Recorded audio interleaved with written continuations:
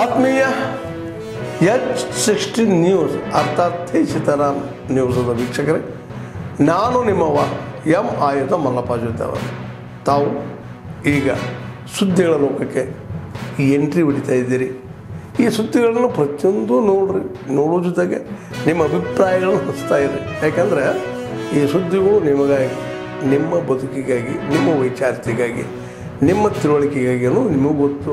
ಜೊತೆಗೆ ನಮಗೂ ನಿಮ್ಮೊಂದಿಗೆ ಇದೊಂದು ಮಾತಾಡುವಂಥ ಜೊತೆಗೆ ಸುದ್ದಿಗಳನ್ನು ಬಿಡುವಂಥ ಕೆಲಸ. ಈ ಕೆಲಸದಲ್ಲಿ ನಾವು ನಿಮ್ಮೊಂದಿಗಿದ್ದೀವಿ ಅಂತ ಹೇಳ್ತಾ ನೋಡ್ತಾ ಇರಿ ಸುದ್ದಿಗಳನ್ನು.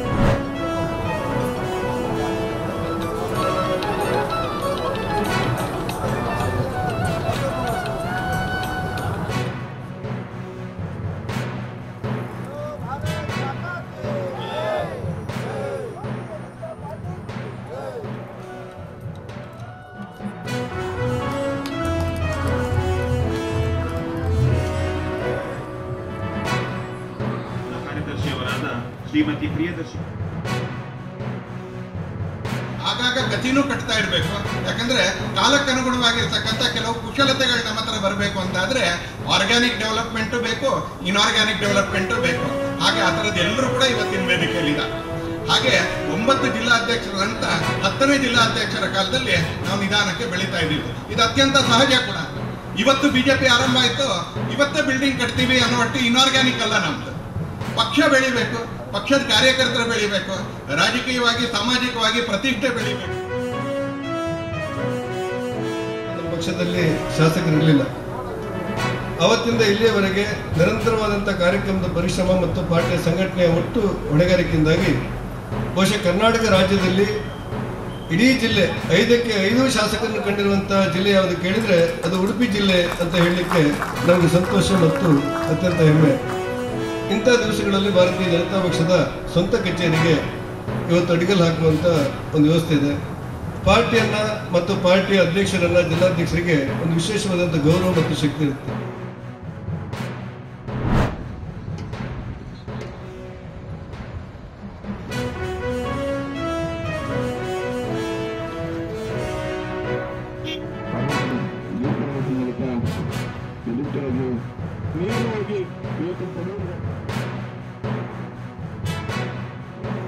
ಅದನ್ನು ಮನಗಂಡು ಮತ್ತೆ ಇದಕ್ಕೆ ಹೊಸ ಸೆಕ್ಯೂರಿಟಿ ಸಿಸ್ಟಮ್ ಅನ್ನ CCTV ಅಳವಡಿಸುವ ಮೂಲಕ ಈಗಾಗಲೇ CCTV ಮೊನ್ನೆ ಉದ್ಘಾಟನೆ ಮಾಡಿದ್ದೀವಿ.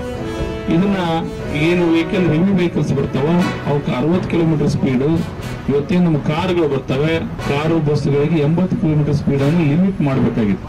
ಲಿಮಿಟ್ ಮಾಡಿ ಓವರ್ ಸ್ಪೀಡ್ ಅಲ್ಲಿ ಹೋಗ್ತಕ್ಕಂಥ ವೆಹಿಕಲ್ಗಳಿಗೆ ದಂಡ ಹಾಕ್ತಕ್ಕಂಥ ಕೆಲಸವನ್ನ, ದಂಡ ಕೂಡ ಆಟೋಮೆಟಿಕ್ ಆಗಿ ಯಾವ ಗಾಡಿ ಓವರ್ ಸ್ಪೀಡ್ ಅಲ್ಲಿ ಹೋಗುತ್ತಾ ಅದು ನಂಬರ್ ಕ್ಯಾಪ್ಚರ್ ಆಗಿಬಿಟ್ಟು ಈಗ ಹೊಸ ಟೆಕ್ನಾಲಜಿ ಪ್ರಕಾರ ಇಮಿಡಿಯೇಟ್ಲಿ ಅವರಿಗೆ ದಂಡ ಅವರು ಮೆಸೇಜ್ ಬರತಕ್ಕಂಥ ಕೆಲಸ ಕೂಡ ಆಗುತ್ತೆ. ಅದನ್ನೀಗ DC ಅಧ್ಯಕ್ಷತೆಯಲ್ಲಿ ಒಂದು ಮೀಟಿಂಗ್ ಮಾಡಿಬಿಟ್ಟು ಪ್ರೊಸೀಡಿಂಗ್ಸ್ ಮಾಡಿ ಅದನ್ನ ನಾವು ಸ್ಪೀಡ್ ರೆಸ್ಟ್ರಿಕ್ಟ್ ಮಾಡಬೇಕಾಗಿತ್ತು. ಅದನ್ನ ಈ ರೋಡ್ ನಲ್ಲಿ ನಾವು 0 ಆಕ್ಸಿಡೆಂಟ್ ಮಾಡಬೇಕನ್ನೋ ಉದ್ದೇಶವನ್ನು ಹೊಂದಿದ್ದೀವಿ. ತಮ್ಮೆಲ್ಲ ಸಹಕಾರದೊಂದಿಗೆ 0 ಆಕ್ಸಿಡೆಂಟ್ ಮಾಡಬೇಕು ಅನ್ನೋದು ಕಾಮಗಾರಿಗಳು ನಡೀತಾ ಇದಾವೆ ಅಂತೇಳಿ ಇವತ್ತು ನಾನು ಹೇಳಲಿಕ್ಕೆ ಬಯಸ್ತಾ ಇದ್ದೆ. ಯಾಕಂದ್ರೆ ಬಳ್ಳಾರಿನಲ್ಲಿ ಇನ್ನೂವರೆಗೆ ನಾವು ರೈಲ್ವೆ ಫ್ಲೈಓವರ್ ಆಗಿಲ್ಲ. ಇಲ್ಲಿ ಮೇನ್ ಆ ಎಂಟ್ರೆನ್ಸ್ಗೆನೆ ಫ್ಲೈಓವರ್ ಆಗಿಲ್ಲ. ಕಾಮಗಾರಿ ನಡೆದಿದೆ, ಆದ್ರೆ ಇವತ್ತು ನಮ್ಮ ಜಿಲ್ಲೆಯ ಎಲ್ಲ ಜನಪ್ರತಿನಿಧಿಗಳನ್ನ ಇವತ್ತು ನಾವು ಅಭಿನಂದನೆಯನ್ನ ಸಲ್ಲಿಸಬೇಕಾಗ್ತದೆ. ಇವತ್ತು ನಮ್ಮ ಜಿಲ್ಲೆಯಾದ ನಂತರ ಇವತ್ತು ಅನೇಕ ಅಭಿವೃದ್ಧಿ ಕಾರ್ಯಕ್ರಮಗಳಿಗೆ ಒತ್ತು ಕೊಟ್ಟಿದ್ದೇವೆ. ಹೈವೇಗಳು ಇಲ್ಲಿ ಜೋಡಣೆ ಆಗ್ತವೆ. ಒಂದು 50 ಮತ್ತು ಇನ್ನೊಂದು NS 63 ಏನಿದೆಯಲ್ಲ, ಇವೆರಡೂ ಜೋಡಣೆ ಆಗೋದ್ರಿಂದ ಟ್ರಾಫಿಕ್ ವಿಪರೀತ ಡೆನ್ಸಿಟಿ ಆಗ್ತದೆ. ಆ ಹಿನ್ನೆಲೆಯಲ್ಲಿ ನಾನು ತಾವೇನು ನನಗೆ ಆಶೀರ್ವಾದ ಮಾಡಿದ ಸಂದರ್ಭದಲ್ಲಿ ಇದನ್ನ ಮಂಜೂರಾತಿ ಮಾಡಿಸ್ತಕ್ಕಂಥ ಕೆಲಸವನ್ನು ಮಾಡಿದ್ದೆ.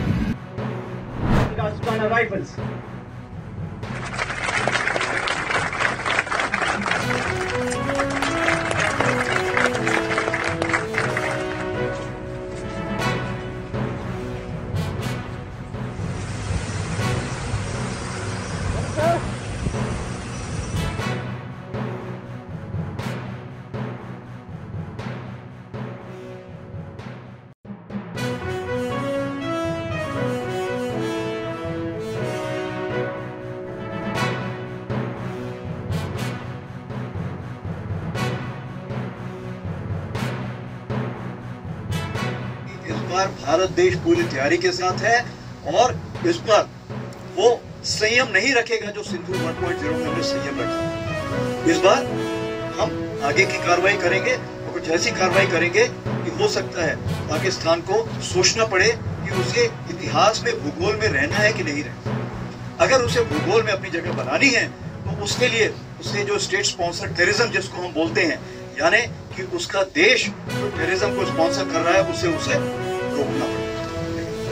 तो आप अपनी पूरी तैयारी करके रखिए और अगर परवरदिगार चाहेंगे, भगवान चाहेंगे, भाई गुरु चाहेंगे तो बहुत जल्दी ही आपको मौका मिलेगा। उसके लिए ऑल द बेस्ट। जय हिंद।